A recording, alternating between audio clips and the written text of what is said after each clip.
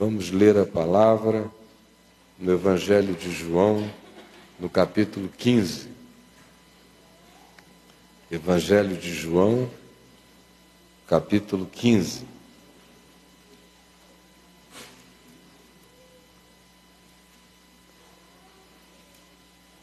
E você que não tem como acompanhar, por favor, preste atenção, ouça com o seu melhor ouvido, com o seu entendimento. Disse Jesus: eu sou a videira verdadeira, e meu Pai é o agricultor. Todo ramo que estando em mim não der fruto, ele o corta, e todo que dá fruto, ele limpa, para que produza mais fruto ainda. Vós já estáis limpos pela palavra que vos tenho falado. Permanecei em mim, e eu permanecerei em vós. Como não pode o ramo produzir fruto de si mesmo, se não permanecer na videira, nem vós o podereis dar, se não permanecerdes em mim. Eu sou a videira, vós os ramos.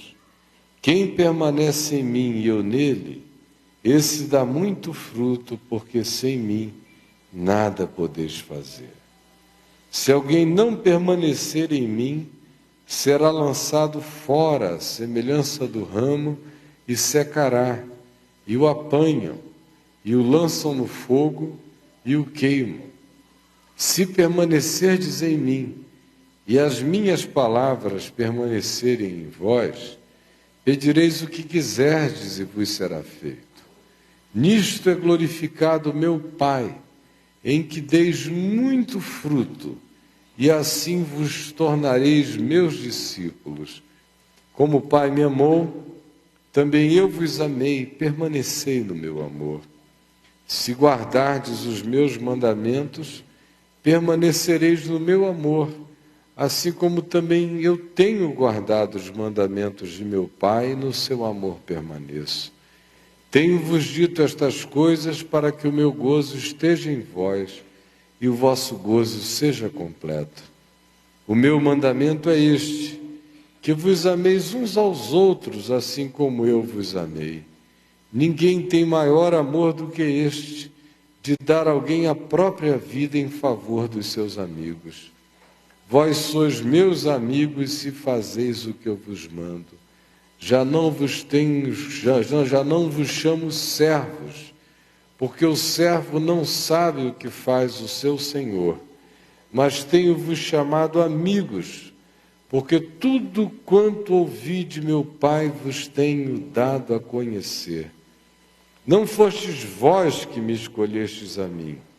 Pelo contrário, eu vos escolhi a vós outros e vos designei para que vades e deis fruto e o vosso fruto permaneça, a fim de que tudo quanto pedirdes ao Pai em meu nome, Ele vô-lo conceda.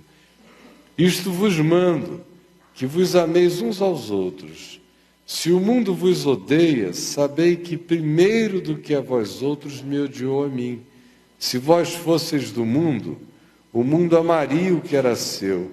Como todavia não sois do mundo, pelo contrário, dele vos escolhi, por isso o mundo vos odeia. Lembrai-vos da palavra que eu vos disse. Não é o servo maior do que o seu senhor. Se me perseguiram a mim, também perseguirão a vós outros. Se guardaram a minha palavra, também guardarão a vossa. Tudo isto, porém, vos farão por causa do meu nome, porquanto não conhecem aquele que me enviou. Se eu não viera, nem lhes houvera falado, pecado não teríeis. Mas agora já não tem desculpa do seu pecado. Quem me odeia, odeia também a meu Pai. Se eu não tivesse feito entre eles tais obras, quais nenhum outro fez, pecado não teriam, mas agora não somente têm eles visto, mas também odiado tanto a mim como a meu Pai. Isto, porém, é para que se cumpra a palavra escrita na sua lei. Odiaram-me sem motivo.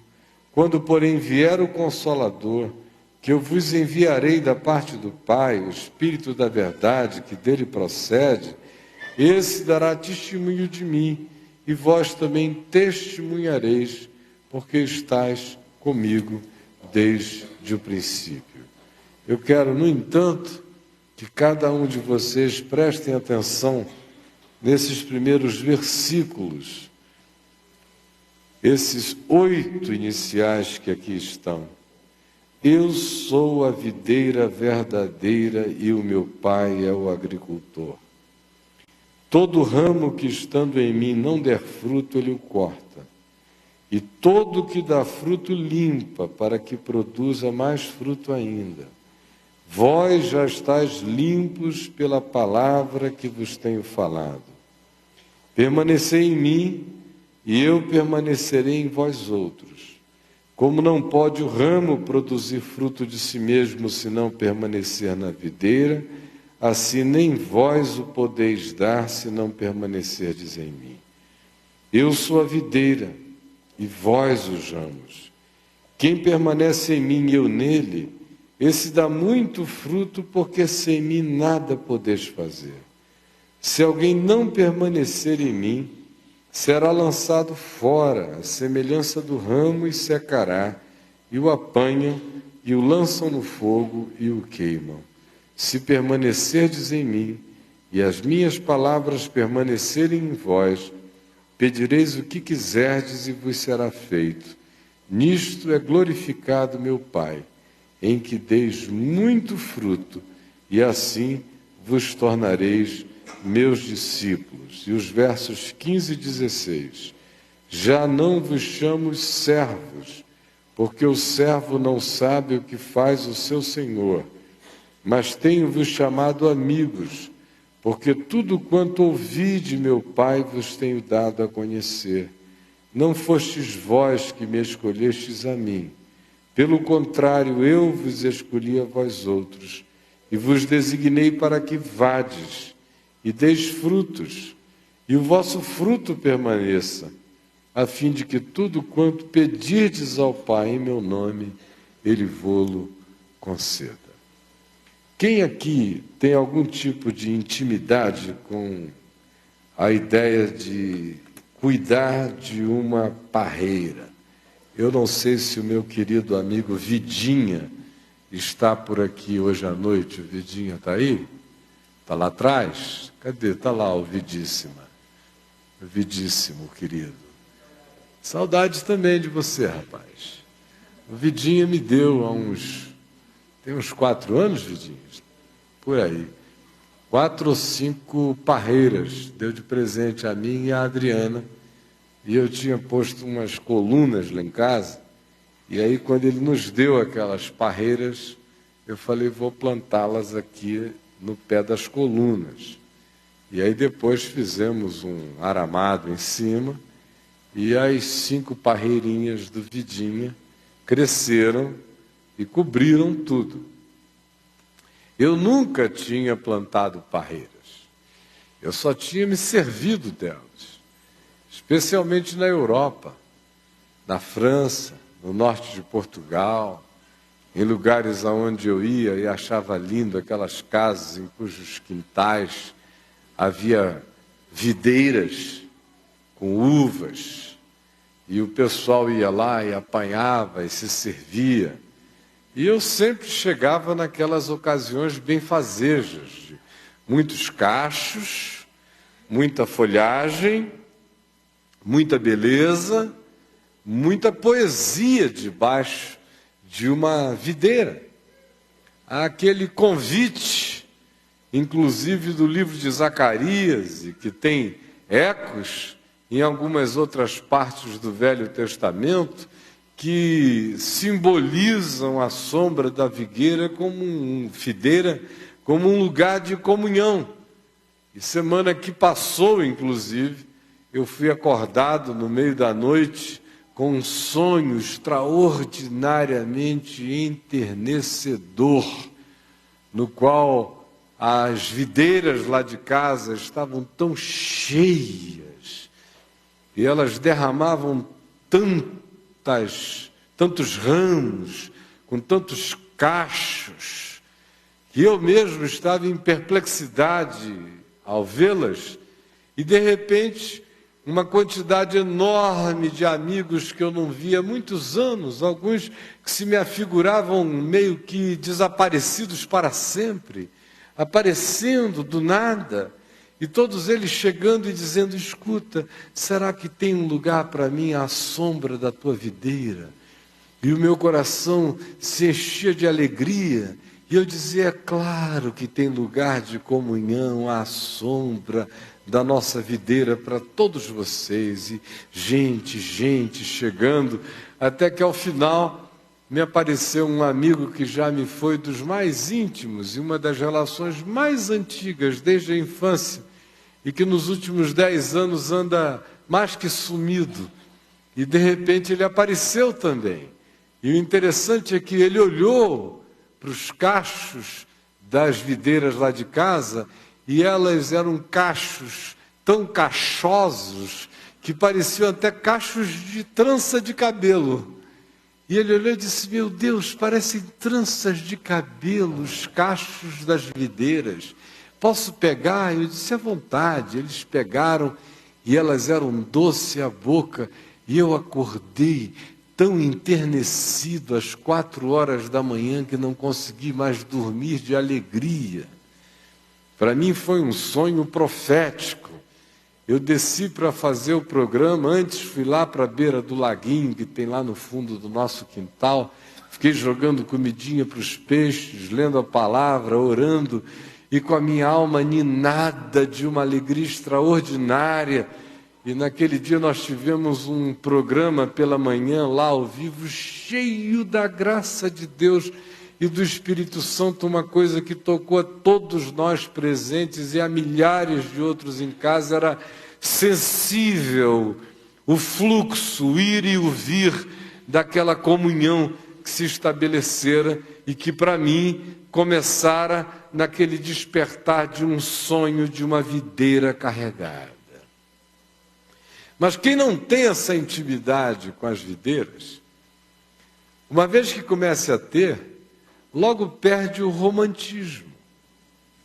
Porque eu as plantei, a Adriana e eu as molhamos, o jovem que lá conosco trabalha nos ajudou a botar os adubos que o Vidinha recomendava, com as especificidades adequadas, e elas foram subindo, cada um de um tipo, de um gosto, é uma miscelânea uval total, umas verdes, outras roxas, umas de um tipo, outras de outras. E a Adriana e eu colocamos nomes em cada uma delas, nomes franceses e de pessoas amigas nossas, de modo que cada uma tem um apelidinho. E elas foram subindo, aí começaram a dar os primeiros cachinhos, a gente foi lá, olha que beleza, igual uns bobos, né? Quando a videira da gente dá os primeiros cachos na casa da gente, você fica todo tolo. Aí pega os primeiros cachos, oh, que maravilha, doce, como se fosse comeu daquela vez, como se fosse a primeira, não era nem a última, aquela coisa doce. E aí passa mais um tempo, eu fui a algum lugar com a Adriana, eu creio que ao Rio. Quando eu voltei da viagem, assim, de 3, 4 dias, o Vidinha, que é o podador, que é o entendido, que é o agricultor, que nessa relação com as minhas videiras, ele é o pai, ele é que sabe como cuidar da videira. Meu pai é o agricultor, o Vidinha. Eles tinham estado lá, e eu olhei, e as bichas estavam devastadas. Sim, parecia que tinha passado o diabo pela minha casa. Aquela coisa linda, verde, de repente tudo cortado. Eu falei: jovem, como é que você deixou fazer um negócio desse aqui? Ele falou: não, foi o seu Vidinho que veio aí. E olha, ele cortou sem pena, se essa fica, essa não fica, essa tá boa, e esse ramo aqui tá bom, esses outros, Depois mandou jogar tudo ali no fogo, eu queimei.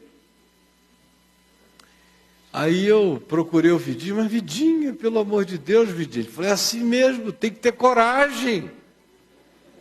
Tem que ter coragem, para poder ter videira boa, tem que ter coragem. Não pode ficar poupando a videira, não, senão ela não vai a lugar nenhum. E o ramo que não dá fruto, corta. E você identifica o que dá fruto pelo fruto. Se dá fruto, fica. Se não dá fruto, corta. Tenha coragem e corte. Até hoje eu não tive. Ele vai lá em março, ele vai lá em agosto, ele vai lá, quais são os meses, Vidinha? Fevereiro, abril... Fevereiro e agosto, é isso mesmo. 2 vezes no ano ele vai lá. Aí ele chega lá e estraçalha tudo. A Adriana até hoje não se acostumou com a história. Quando ela olha lá de cima, abre a janela do quarto e olha, diz, meu Deus, o Vidinha esteve aí?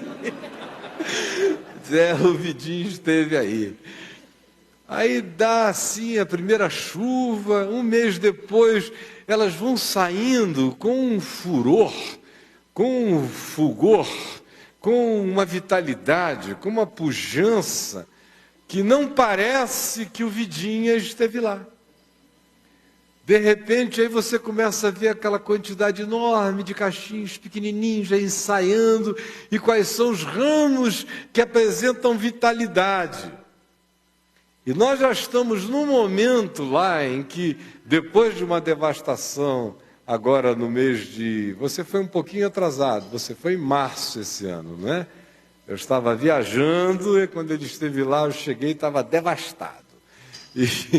E aí, já depois de um mês e meio, você começa a ver os ramos onde os cachinhos mínimos já estão brotando e você também já começa a ter o trágico ensaio de quais são os ramos que não vão dar nada. Já começa a aparecer quem é e quem não é. Já começa a surgir a diferença entre quem é e quem apenas está, mas não é. Tem aqueles ramos que estão na videira, mas não são da videira. E tem aqueles ramos que são da videira e por isso estão na videira. Os que são e estão se caracterizam por darem fruto, porque uma videira é caracterizada por dar uvas. E um ramo que se vincule genuinamente a uma videira tem que dar uvas. E um ramo que apenas tem uma conexão estrutural com a videira, esteja na videira, mas não carregue a vitalidade dessa seiva, dessa continuidade, ele, embora em estando, de certa forma não é, porque na videira o que caracteriza o ser não é o estar, é o dar fruto, de modo que todo aquele que estando não é, tem que ser podado, para que não enfraqueça a natureza orgânica daqueles que são os frutos que em estando são, em são estando. Do contrário, ter-se-á apenas uma quantidade enorme de galhos, mas sem nenhuma frutuosidade e que acabam enfraquecendo o sentido essencial e mais o fluxo da seiva e da vitalidade que alimenta aqueles ramos que se conectaram misteriosamente com o caule da videira, de tal modo que por eles vaza a vida e pelos outros brotam apenas folhas, mas não aparecem os cachos que caracterizam a natureza essencial daquela planta, daquele ente vegetal. Agora olhem aqui para mim. Por que que Jesus disse isso? Ele disse isso aos seus discípulos.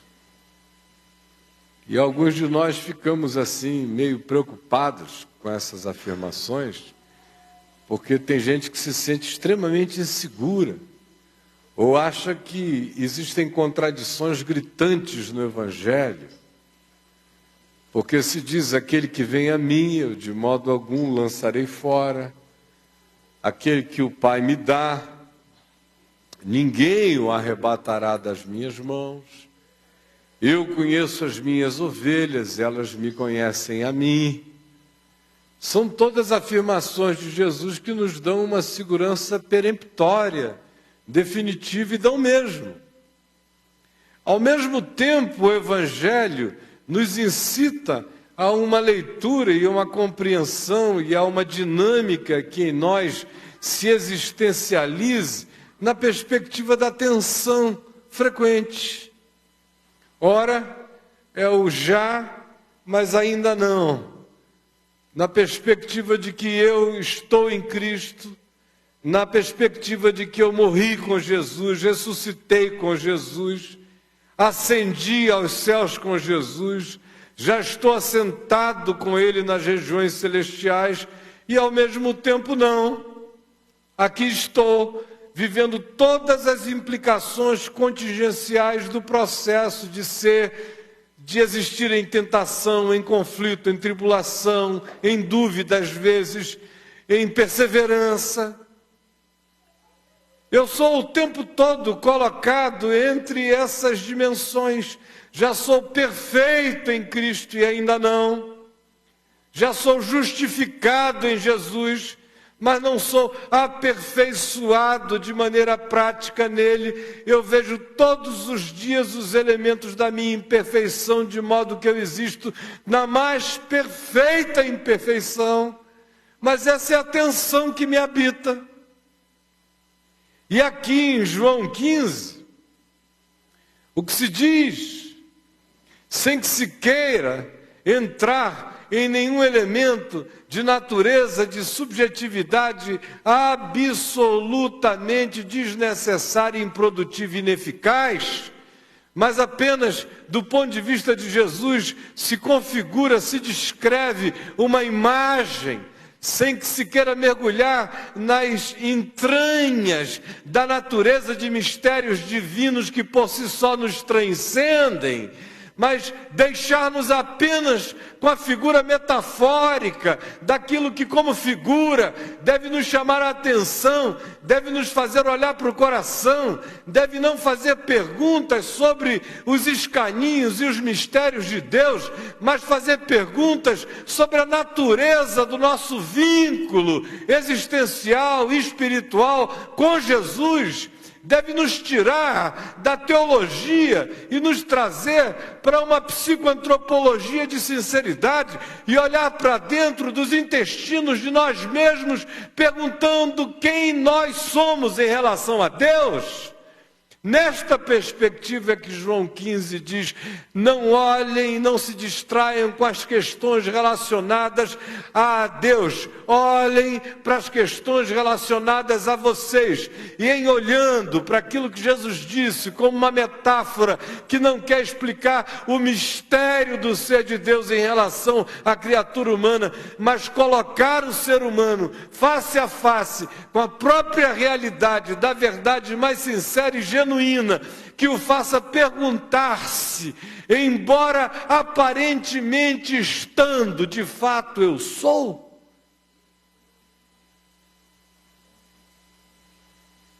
Porque para fugir e para recorrer aos álibis das pseudo-reflexões, o indivíduo mergulha logo no campo das teologizações abstratas sobre a fidelidade de Deus, a soberania de Deus, a segurança dos crentes e todo esse babá. Agora, quem não está disposto a perder tempo com o sexo dos anjos, nem candidatar-se à secretaria da Trindade, mas deseja efetivamente olhar para a realidade do próprio ser e não inventar qualquer que seja o álibi distrativo, fica com a metáfora gritante e chocante que diz: eu, Jesus, sou a videira verdadeira e meu Pai é o agricultor. Todo ramo que estando em mim não der fruto, ele o corta. E todo o que dá fruto, ele limpa, para que produza mais fruto ainda. Vós já estáis limpos pela palavra que eu vos tenho falado. Permanecei em mim e eu permanecerei em vós. Como não pode o ramo produzir fruto de si mesmo, nem vós o podeis dar, se não permanecerdes em mim.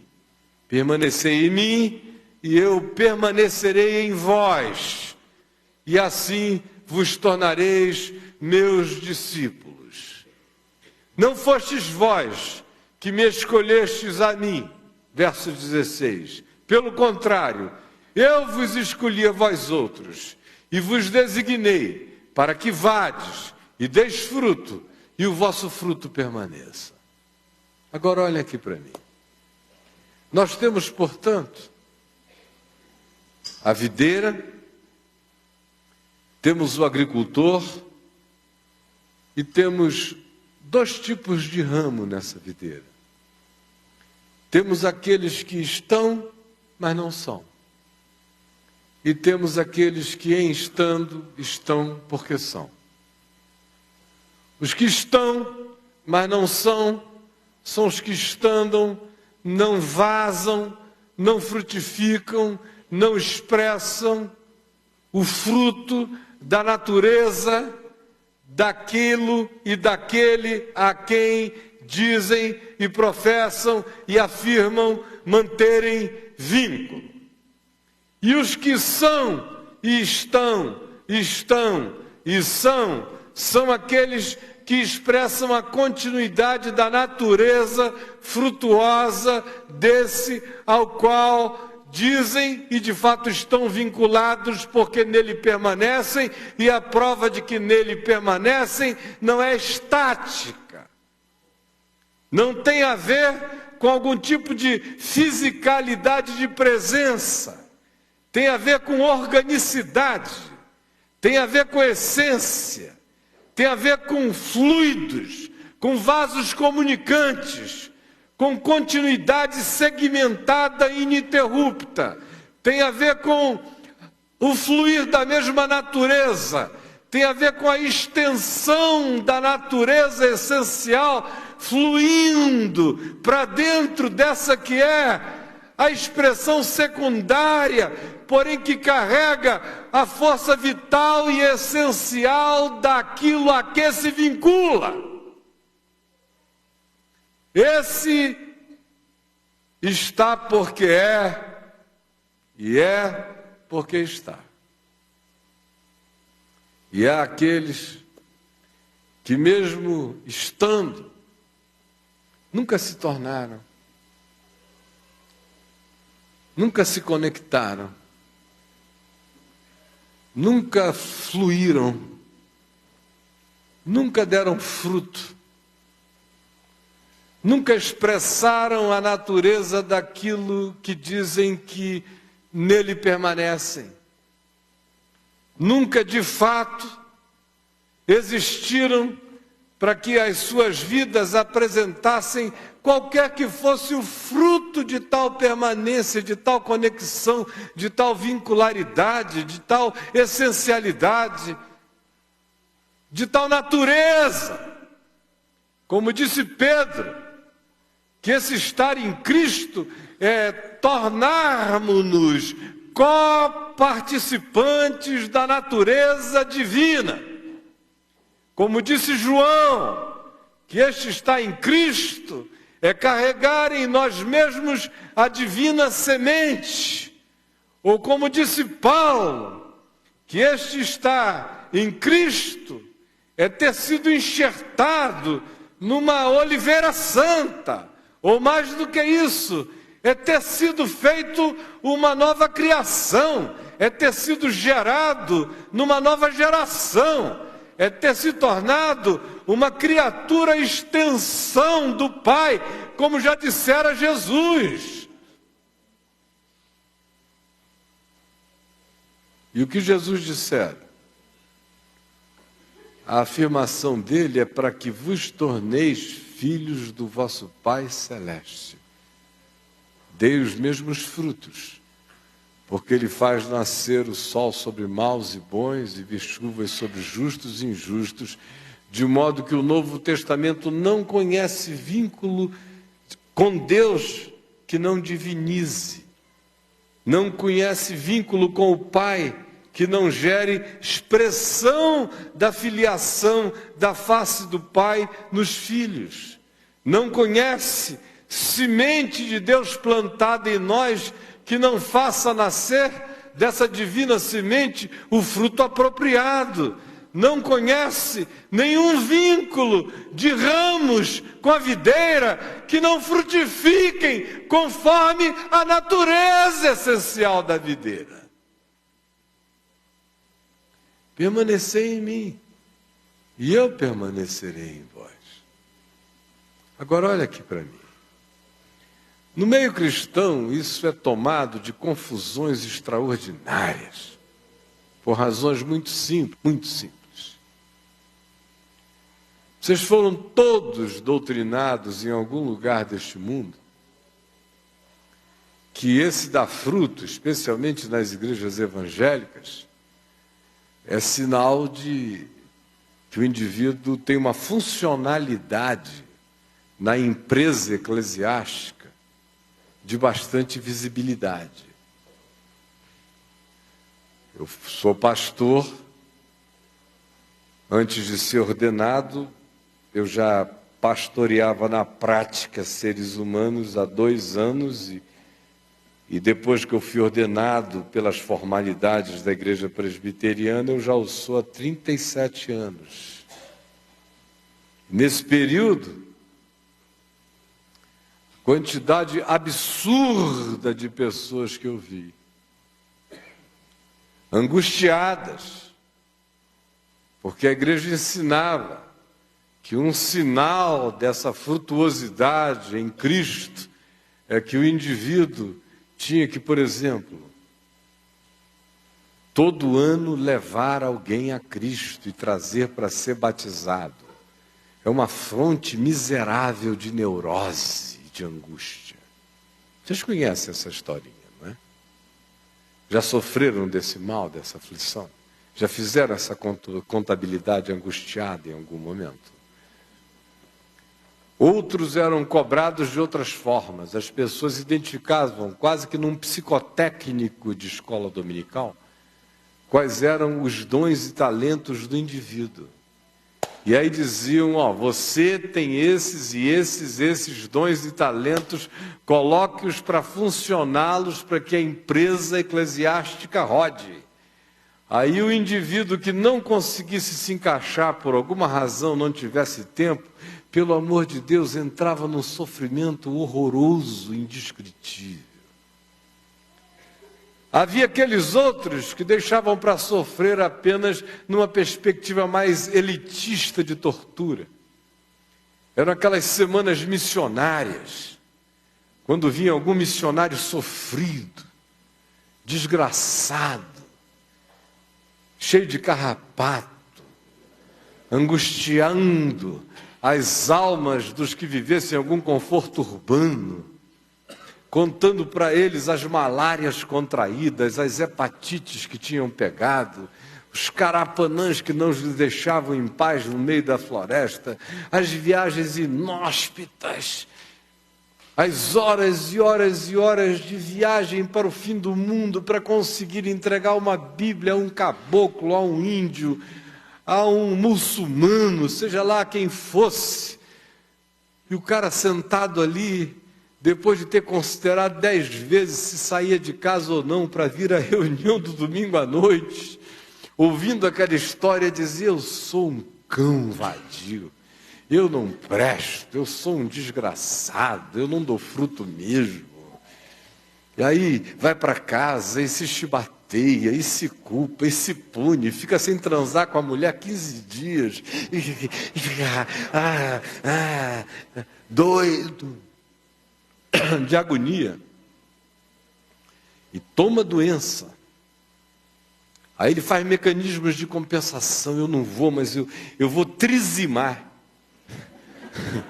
eu vou trizimar, eu vou compensar tudo na grana, eu prometo, eu juro, Senhor Jesus, eu vou dar todo o meu dinheiro, tudo que era pizza eu vou enfiar naquele buraco agora ali, que é para ver se eu faço essa compensação, e toma aflição. Aí o cara diz, eu vou fazer também outras coisas para compensarem.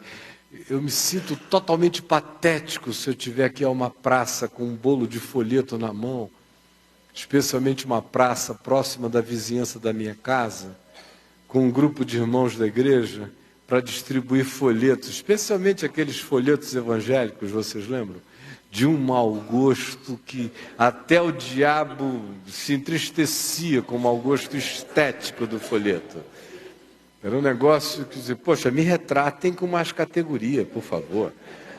Os caras caindo no inferno miserável, um negócio feio, um papel que não dava nem para limpar outras coisas, caindo ali. Aí era serviço de crente, tortura de domingo à tarde. Ia ali para a praça com aquilo, o cara com a vergonha, mas eu estou pagando o meu preço, tomara que saia algum fruto daqui. Ai, meu Deus! E na escola dominical, aqueles alvos que davam para você no primeiro dia de aula, ou de faculdade, quantos alunos tem na sua classe? Aí você, 43. Aí o professor aqui dizia, olha, até o fim do ano você tem que pelo menos conseguir evangelizar todos. E ver se traz uns 10 para a igreja. E se ficarem 2 é uma boa média. E aquilo era lembrado, vocês lembram como era lembrado? Era lembrado. E toma aflição, e agonia, e angústia, e pavor. Ainda tinha as reuniões de oração antes de começar a escola dominical para você orar por aquela lista de perdidos, desesperados, para ver se alguns eram salvos pela sua ação, que era para você poder dar fruto na Amway, na Herbalife da sua progressão de alcance, de metas a serem atingidas. Aí isso foi gerando esse grupo de cristãos superficiais, engessados, mecanicistas, empresários do missional, sem coração, sem intimidade, sem subjetividade, sem vida com Deus. Isso também foi confundido com frequência aos cultos, às reuniões, aos grupos, às tarefas, às missões. Isso também foi confundido com separar as férias para alguma atividade solidária, social, altruística, para poder dar fruto. E enquanto isso, também, em alguns lugares, isso era associado àquela leitura bíblica mecanicista. Quando o indivíduo lia 4 capítulos do Velho e 1 do Novo, para chegar no fim do ano tendo lido a Bíblia inteira.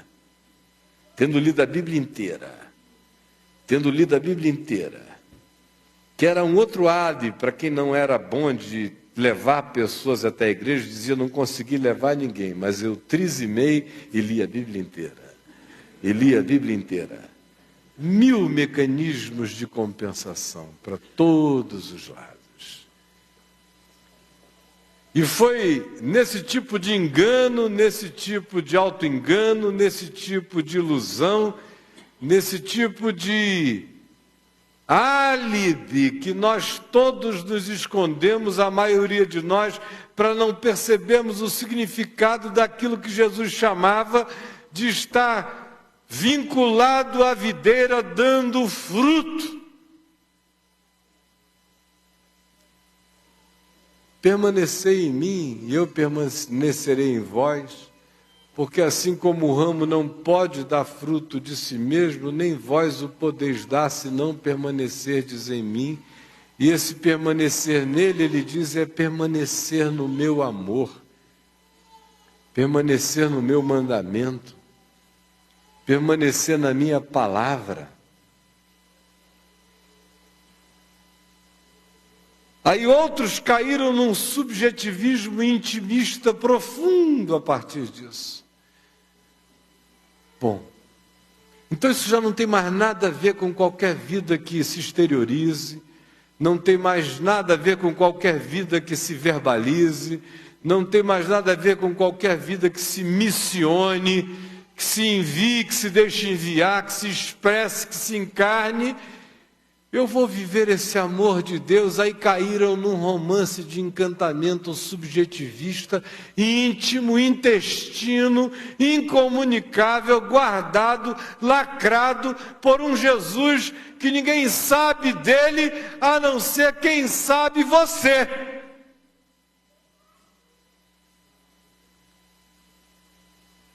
Como se fora possível que o amor de Deus não se encarnasse, porque a obsessão do amor é se tornar carne. É em passando, vir o irmão que passa necessidade e para ele não fechar o coração.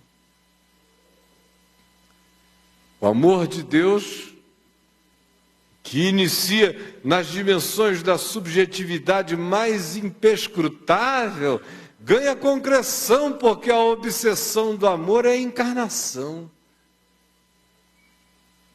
É ganhar densidade. Não dá para fazer a viagem do ativismo religioso, funcional, tolo, mecanicista e ir para o polo do intimismo, que apenas acha que seja possível ter um santuário de subjetividade internurada por Jesus e que não se transforme em vida, em atitude, em cara, em mão, em braço, em ação, em extensão, em sorriso, em prática, em ética, em frutuosidade de uma existência que apareça para a vida na mesma medida em que ela é genuinamente consistente com a natureza daquilo que em nós existe em verdade plantada em Deus.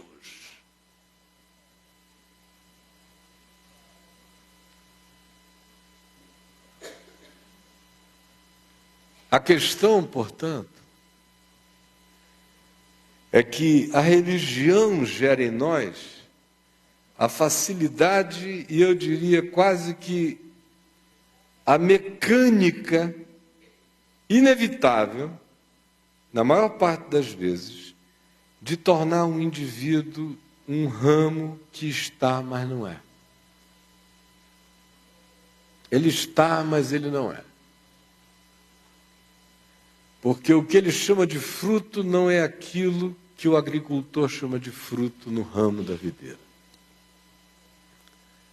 O que ele chama de fruto é performance, o que ele chama de fruto é folha. O que ele chama de fruto é grossura, o que ele chama de fruto é expressão estética. E o Vidinha corta uns ramos lá em casa que pela estética eu não cortaria, mas ele corta porque não deram fruto.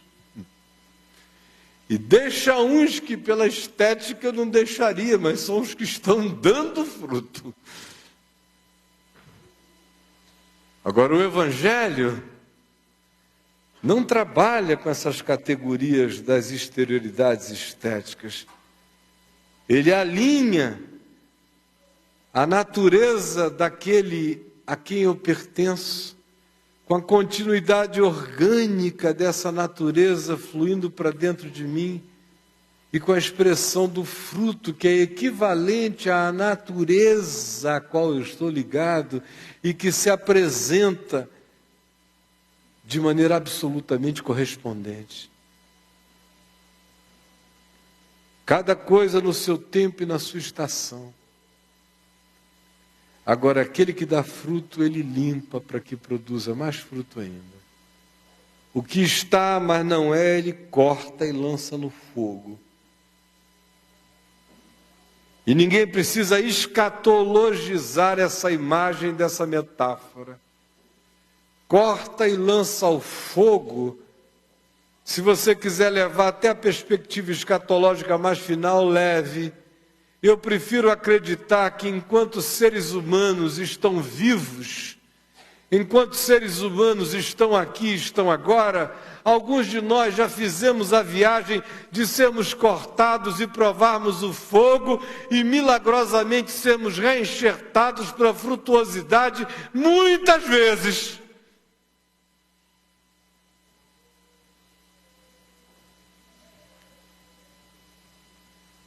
No entanto, aquele que dá fruto, ele limpa. E esse é um trabalho dolorido, minha gente. A gente fica achando que o dar fruto é o que nos coloca no melhor dos mundos, do ponto de vista de nos poupar de toda e qualquer dor ou situação. Mas a boa nova que eu tenho a lhes dizer é que o amor de Deus nos poda. O amor de Deus nos corta. O amor de Deus nos fere. Ele pode nos decepar para que a gente experimente juízo de fogo. E há alguns juízos de fogo no Novo Testamento que são altamente salvadores, como se diz que alguns são salvos pelo fogo, e aqui não é hora de falar disto. Mas há muito menos cortes irremediáveis no Novo Testamento do que a gente possa imaginar, porque o Senhor é bom e a sua misericórdia dura para sempre. Mas a bondade do amor de Deus, que faz fluir seiva de graça para mim, ela me trata com severidade de amor que me poda também, para dar mais fruto ainda. Quando eu conheci o Senhor aos 18 anos de idade, eu não cheguei a fazer essa viagem neurótica dos evangélicos em relação à contabilidade de serviço como fruto, porque eu tinha um pai que era um sábio de Deus e que tinha uma vida profunda com a palavra e com o Espírito Santo, e desde os meus primeiros meses de fé já me libertou de todas essas doenças e me encaminhou para a percepção correta do que era dar fruto em Cristo e permanecer nele. Eu só não tinha ideia de que dar fruto em Jesus iria trazer sobre a minha vida muita poda. Quanta poda! Eu fiz aquelas podinhas do início da conversão e achei que eram todas as podinhas. A poda da minha promiscuidade adoecida, eu achei que era o máximo. Bobão. Não pego mais ninguém, aleluia. Tinha feito aquelas podas dos alteradores de consciência brabo. Não cafungo, não isto, não aquilo, tal. Não tem ácido lisérgico nenhum, entra mais por essa boca. Quando eu tiver que ficar doida, é de jejum e oração, aleluia. E achei que eram as podas. Bobinho.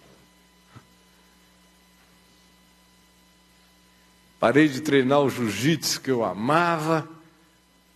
Achei que era uma poda, foi só uma perda de tempo. Talvez estivesse bem melhor fisicamente se não tivesse parado. Passei a não vestir todas as roupas que eu gostava e a vestir todas as coisas horríveis que me davam. E achei que era uma poda da minha vaidade. Deve ter servido para alguma coisa. Pelo menos não andei nu.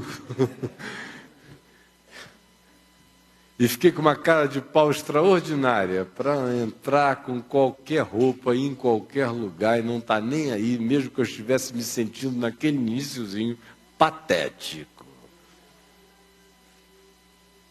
Mas não era poda. jejuava 5 dias, 6 dias, sem comer, sem beber nada, ia para o meio do mato. Achava que era uma poda. Era autoimposta, tinha seus significados, me produziu percepções extraordinárias, mas estava longe de ser o que um dia eu iria provar como cuidado do Deus que limpa a gente. E que não tem nada a ver com escolhas da gente. Não é um jejum que você decide fazer e diz, agora está na hora de quebrar e voltar. Nem eram as minhas renúncias de odiar viajar e passar a vida inteira viajando, de abominar a maior parte das coisas que eu fiz no curso quase que inteiro da minha chamada vida ministerial, e que todo mundo achava que eu adorava fazer aquelas coisas e não sabiam o preço horrendo que eu pagava para as fazer como uma renúncia, como entrega, como um abrir mão de direitos.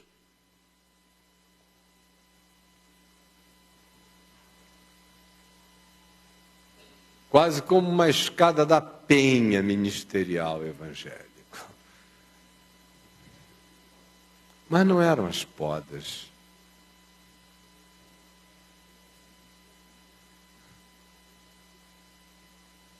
Quem poda é o Pai, não sou eu. Isso tudo eu tinha feito.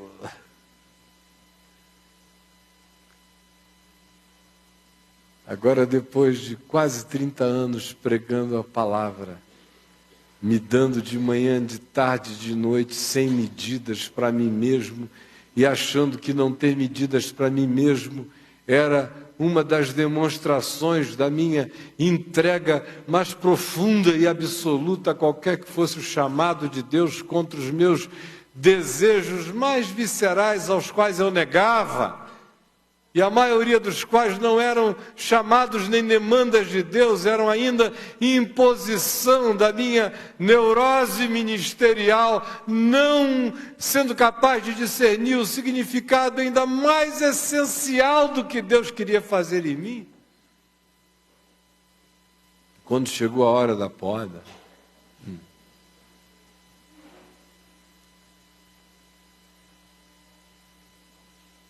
eu fiquei igual a mim mesmo, quando cheguei de viagem e vi o que o Vidinha tinha feito na parreira lá de casa. Digo, pelo amor de Deus, Deus acabou comigo. Eu estou liquidado. Liquidado.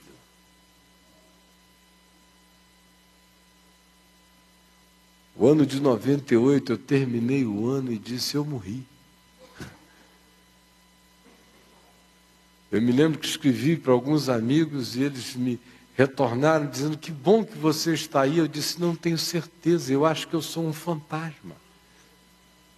Porque a sensação de fantasmagoria era absoluta, de quase intangibilidade. De não se ver, de não se reconhecer, dos outros te olharem e te atravessarem. E não tinha nem começado. Nem começado.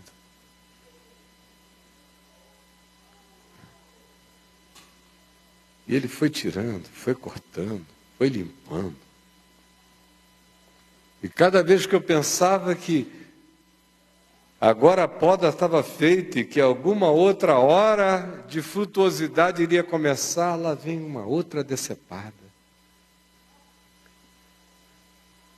Aí você começa a dar fruto de novo, 1 ano, 2 anos, começa a botar aquele cachinho, aí vai começando a ter alegria naquilo, dizer, meu Deus, está voltando, aí zapt.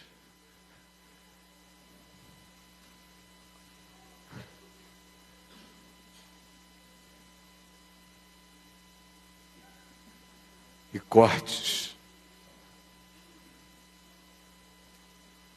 todos da mão soberana de Deus, nenhum da tua própria escolha. Quem é que escolhe dizer, Senhor, leva meu filho no dia 29 de março de 2004? Eu já estava começando a me sentir dando fruto para todo lado ali. De repente, mais um zup. Depois, dia 10 de janeiro de 2005, eu morri, literalmente, morri, minha mulher sabe. Morri no corpo. E quando eu saí do hospital, a coisa mais estranha é que me levaram pela praia, indo na direção de casa, no Rio de Janeiro, e a sensação que me deu, e eu dizia a ela e aos meus filhos que estavam comigo, eu não sei o que aconteceu nessa cirurgia que me salvou, mas é como se tivessem lavado o meu olhar, o mundo inteiro virou outro. Virou outro.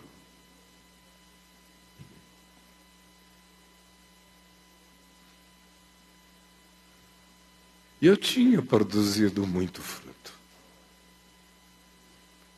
Não esses frutinhos da religião, fruto de vida, fruto de sinceridade, fruto de paixão por dentro com expressão por fora. Fruto que conciliava a devoção mais intestina com a prática daquele amor de modo mais concreto, até onde a concreção me fosse possível, na extensão e nas garras da sinceridade de tudo que em mim fosse solidário para com Deus do próximo.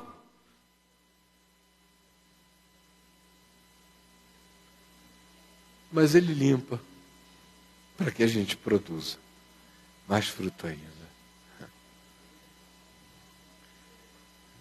Eu me lembro que durante 25 anos, desde Manaus, eu criei aquela organizaçãozinha que nasceu com um nome pretensioso chamado Visão Nacional de Evangelização, num bequinho de Manaus.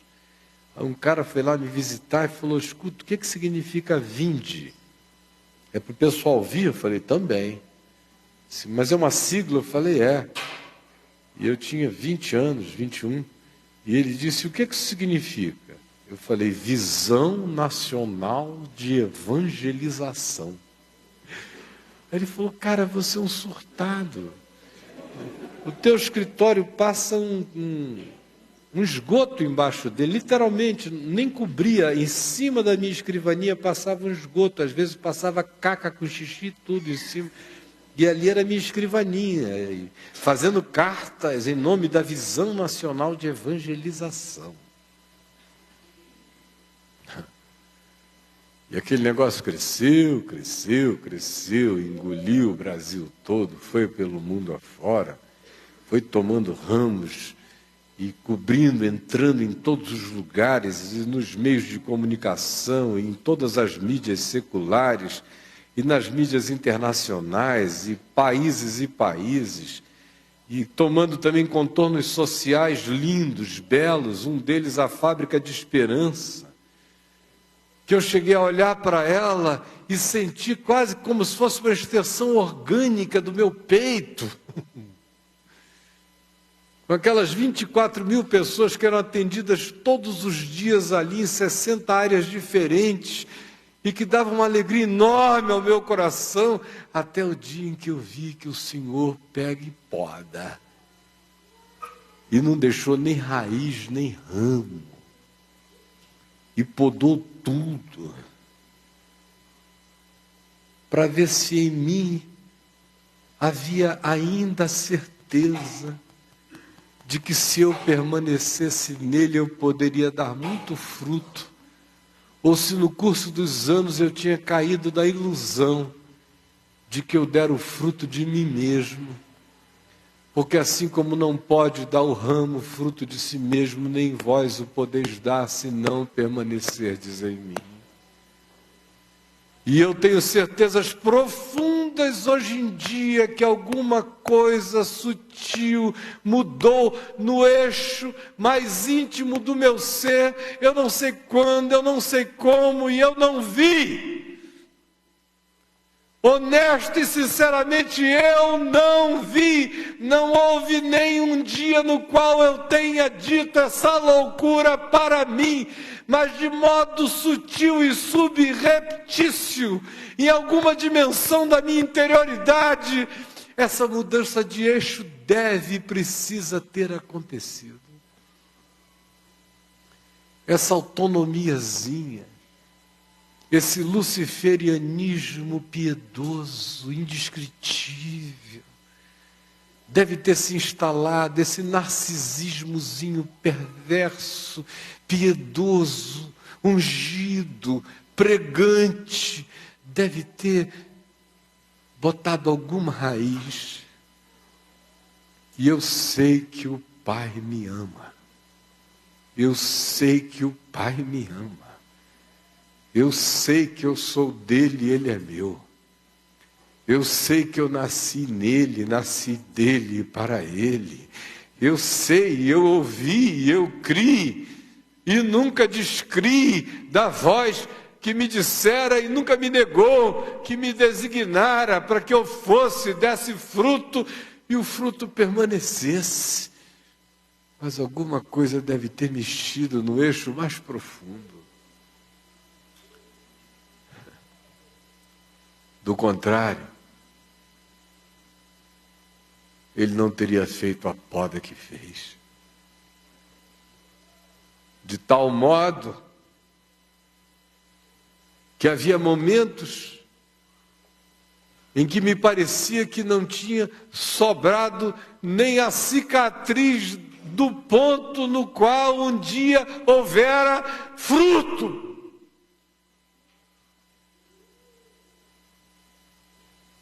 Nem na minha memória havia, porque até a minha memória sofria com a lembrança de que um dia tinha sido daquele jeito e aparentemente já agora não era.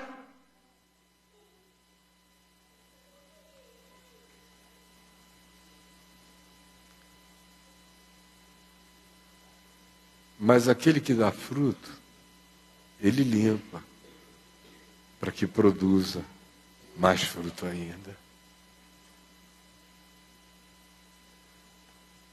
As pedagogias dessa limpeza são de acordo com a natureza do processo de individuação, de individualidade, com as psicologias mais singulares de cada um de nós. Para mim tinha que ser como foi, e eu não estou dizendo que acabou. Até o fim da minha vida ainda haverá podas na minha vida. Porque eu quero morrer dando fruto. Eu quero dar fruto até o último dia da minha vida.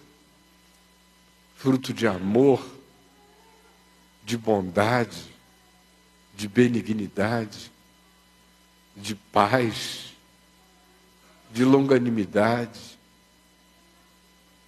de mansidão, de domínio próprio, de paciência, de coragem, de ousadia, de sinceridade, de verdade. E para que isto aconteça num ser relativo como eu, haverá podas até o último dia. Haverá limpezas. Podem não ter nenhuma semelhança com as que eu vivi no passado. Podem ser de natureza absolutamente distinta, quase imperceptível para terceiros, porém todas elas serão reais e cortantes para mim, e eu não as temo nenhuma. Porque o meu único pânico é não dar fruto.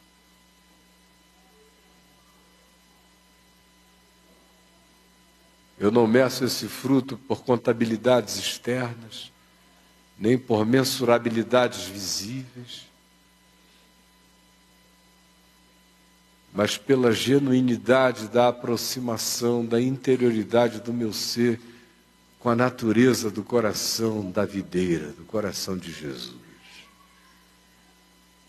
Quanto mais parecido com Ele, mais nele eu permanecerei. Quanto mais no seu amor eu permanecer, mais do seu amor eu viverei, mais o seu mandamento não me será penoso, mais o frutuar do Evangelho em mim será natural, será vida, será sem esforço, mas haverá muitas limpezas ainda por vir, meus irmãos. O que eu queria que você se perguntasse hoje é se no curso da existência você se acostumou a essa coisa maligna que faz a gente estar sem ser e que ainda cria os instrumentos de auto-engano, de disfarçatez, de contabilizações exteriores, morais, éticas, de fachada, expressões que não correspondem à intimidade, à visceralidade, à ligação, à vincularidade, ao fluir da seiva de Deus em você.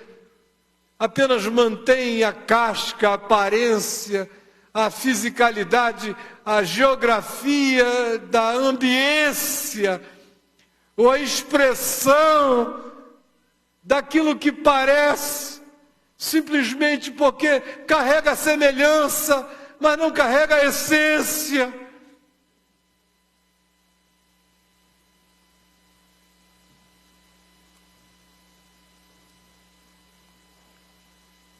E aí, se assim for,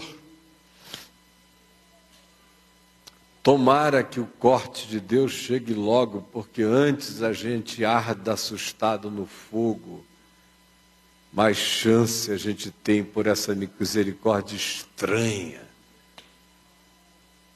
do reenxertamento na essência da nossa natureza de vocação eterna e essencial. Eu creio, sem escatologismos em relação a esse texto de João 15, embora haja uma dimensão final para ele, como a escatologia que ainda carrega graça na minha perspectiva, mas que no tempo presente, olhando para ele apenas na dimensão da existencialidade, muita gente que é cortada e lançada no fogo, é lançada no fogo para ser salva de volta para a videira, para ser queimada e virar de novo matéria orgânica para ser reabsorvida pelo amor de Deus e brotar para a vida. Acaba que tudo vira adubo. Agora, não espere essa loteria. Ele disse: eu não vos tenho chamado servos, porque tudo quanto eu ouvi de meu Pai eu vos tenho dado a conhecer.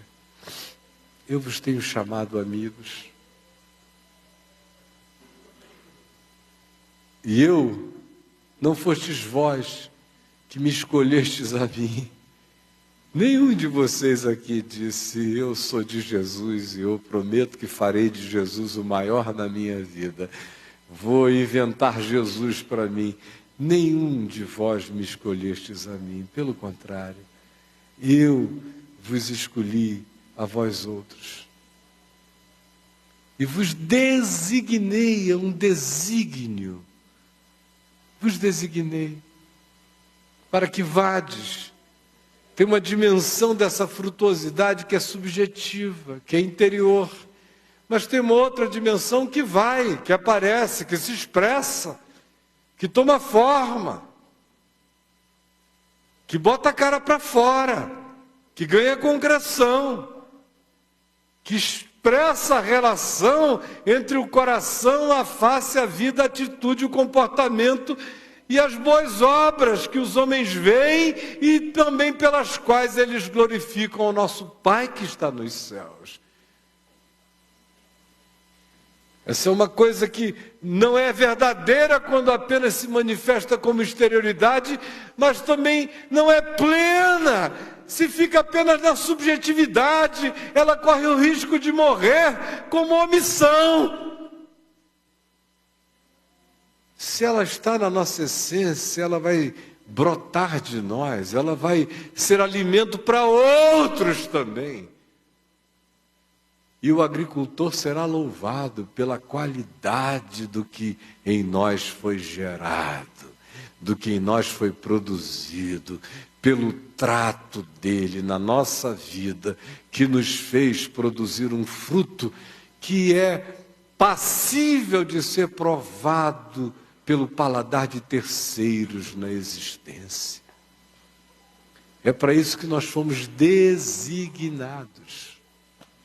Esse é o desígnio, para que essa coisa surja em nós, cresça em nós, saia de nós, brote de nós, se torne visível na vida, se torne provável, experimentável, e pela qual o agricultor da nossa existência receba honra, glória e louvor em nome de Jesus. Quem tem ouvidos para ouvir, ouça o que o Espírito diz aos filhos de Deus. Vamos ficar em pé e vamos orar.